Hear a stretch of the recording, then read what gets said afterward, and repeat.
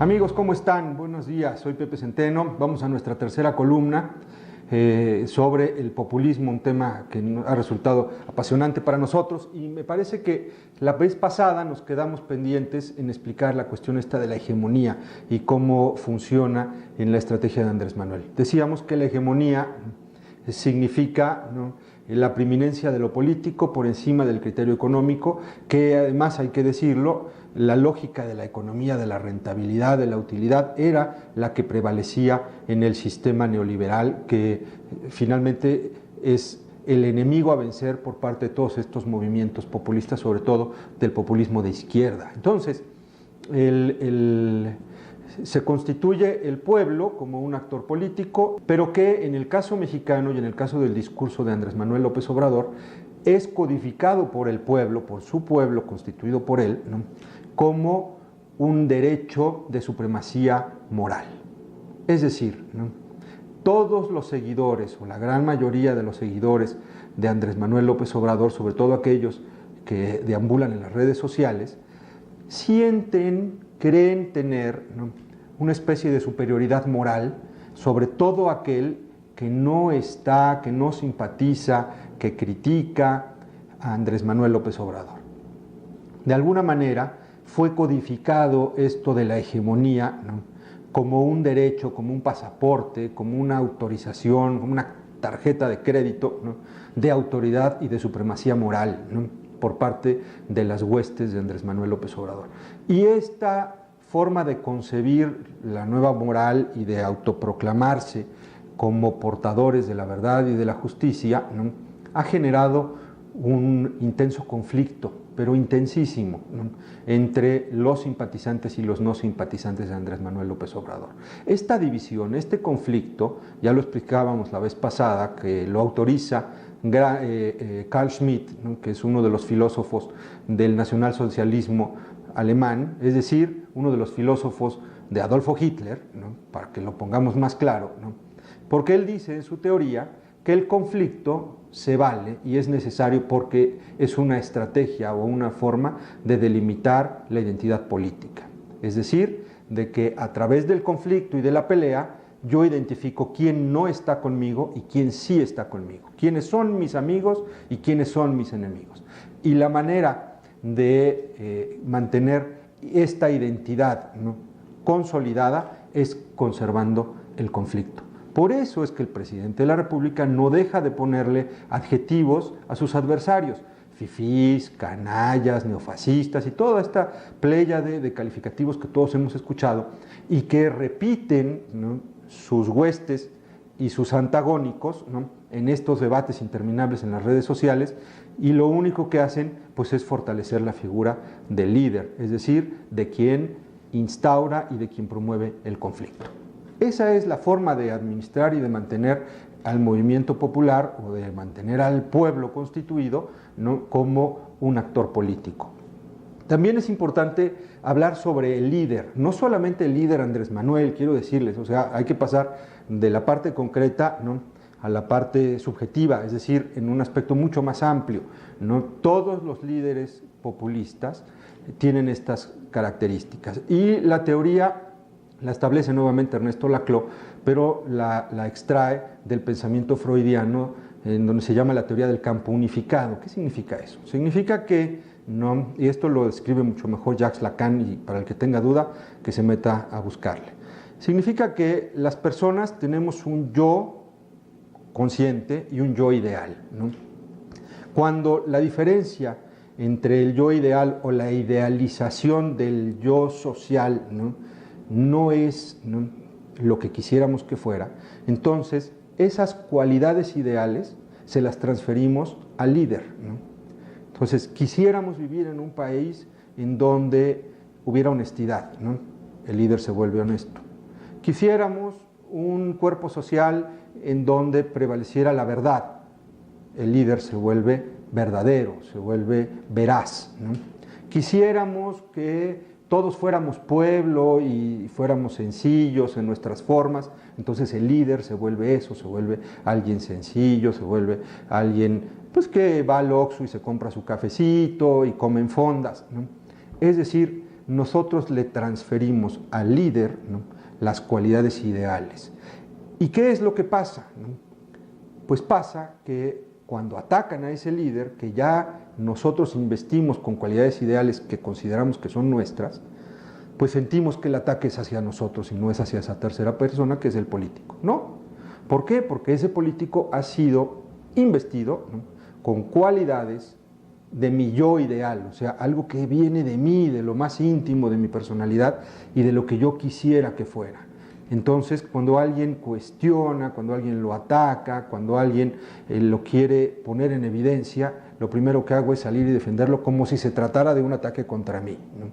Y eso es lo que provoca que Donald Trump, por ejemplo, en su campaña dijera que él podía ir a la mitad de Times Square en Nueva York y pegarle a un niño, no recuerdo si dijo pegarle un balazo a un niño, pero algo así bastante dramático, y que de todas maneras iba a ganar las elecciones.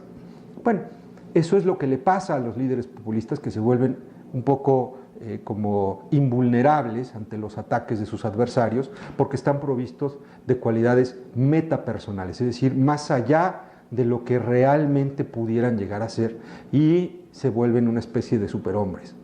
Eso es lo que le pasó también a Andrés Manuel López Obrador.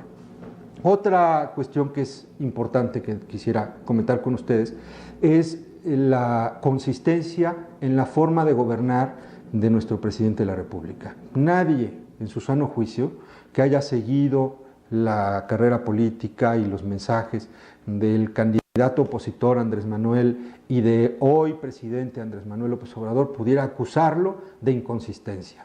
Jamás. O sea, el presidente ha sido absoluta y totalmente consistente en sus decisiones, en su forma de conducirse, en el lenguaje que ha utilizado, y de esa manera, ¿no?, las decisiones que ha tomado como presidente, a pesar de que muchas de ellas pueden implicar costos económicos muy importantes para el país, ¿no?, han sido tomadas en conciencia y a nadie puede llamarse sorprendido. Por ejemplo, la decisión de quitar el aeropuerto de Texcoco, una decisión que cuesta mucho dinero, pero que lo dijo en campaña, la gente votó por él y ya lo cumplió. Lo dice en campaña, lo de quitarle las pensiones a los expresidentes, pues ya se lo quitó. Nadie va a ganar más dinero que el presidente, ya lo volvió ley.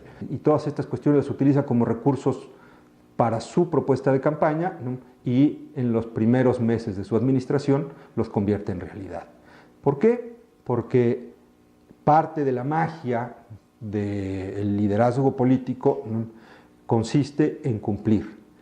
Y la verdad es que todos estos aspectos, ¿no?, pues eran relativamente sencillos de cumplirlos.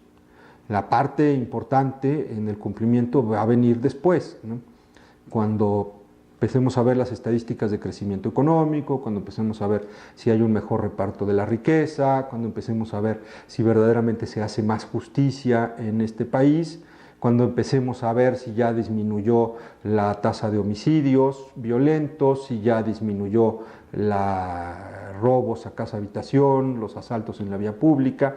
Es decir, cuando la vida real, cuando los aspectos que miden, ¿no?, la mejora en la calidad de vida de la población puedan ser ponderados y comparados. Entonces sí, vamos a ver si todo lo que se planteó como una estrategia de gobierno, más allá de hablar sobre símbolos y de hablar sobre significantes vacíos y todas estas cuestiones que les he venido explicando, ¿no?, pues aquilatan a un gobierno que dio resultados en comparación de los otros, ¿no? Y ahí es a donde el debate político se va a centrar dentro de algunos años. Hoy, por lo pronto, hay que felicitar al presidente de la República porque ha hecho un extraordinario trabajo, ¿no?, en mantener su línea discursiva, su actitud, en comunicar a un hombre sencillo, un hombre cercano, un hombre que además lleva un enorme desgaste porque se levanta muy temprano y comparece diariamente ante las cámaras y los micrófonos de la prensa, cosa que no hacían sus antecesores, y que a pesar de ese desgaste y de los posibles errores en los que él puede incurrir, él está construyendo una imagen de cercanía y de rendición de cuentas ante la gente. Creo que eso tenemos que aplaudírselo al presidente, pero también tenemos que estar muy preparados y muy abiertos a evaluar la parte del fondo, ya no la forma, ¿no? Es decir, si las acciones del gobierno, todo esto que puede suponer un enorme desgaste para la población, por ejemplo, lo de dejar a medio país sin gasolina, pues tiene verificativo en la realidad y verdaderamente se logra reducir el robo de combustibles, porque no me queda la menor duda que durante esos 15, 20 días que le cerraron a los ductos, pues se dejó de robar porque no había combustible, pero eventualmente se tendrán que volver a abrir o se tendrán que transportar a través de pipas y ya veremos si la gente deja de robarles. Entonces, yo deseo fervientemente que este país cambie y que las cosas vayan para bien. Me parece que tenemos que aprender a separar, ¿no?, la parte simbólica de la parte real, y por eso es que también estoy atreviéndome a presentarme ante ustedes para ser esta voz, ¿no?, de alguna manera, ¿no?, que llame a la, no quiero llamarlo cordura, pero si ustedes lo quieren decir así, pues así, ¿no?, y a que veamos la realidad, ¿no?, a través de nuestros ojos y no de los ojos que nos ponen a ver. Es muy importante lo que ha pasado, yo creo que sí han sido grandes victorias el haber derrotado al PRI y al PAN y a toda esa herencia corrupta. Yo creo que es necesario que este país vaya por el camino de la honestidad, por el camino de la ley, ¿no?, del respeto, ¿no?, pero también creo que es importante que lo podamos aquilatar y que no solamente se quede en el discurso, en la retórica. Me parece que hay muchos casos en el mundo de líderes populistas, ¿no?, que hoy no son lo que ofrecieron ser en campaña, ¿no?, que se quedaron 10, 15, 20 años en el poder, ¿no?, se han eternizado y la mayoría son figuras autoritarias, no democráticas, autoritarias. El caso de Donald Trump, ¿no?, quizá es el único en el que su autoritarismo no ha podido expresarse, porque el sistema político norteamericano es muy fuerte, porque los grupos de poder en los Estados Unidos pueden someter y controlar a un presidente, a pesar de ser el hombre más poderoso, pero tiene incluso que negociar con estos grupos de poder. En México no es así, no fue en Venezuela, no fue en Ecuador, desde luego no fue en Rusia, ¿no?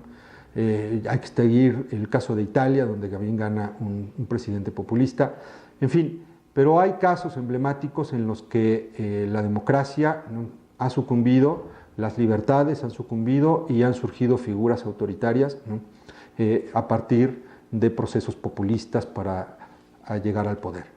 Que no pase en México, que el presidente sea fiel a su palabra, ¿no?, que sea republicano, que respete el ideal juarista, ¿no?, que la separación de poderes, que el Estado de Derecho, ¿no?, que el vigor de las instituciones que son contrapeso del poder del presidente de la República se conserven, porque eso es para bien de todos.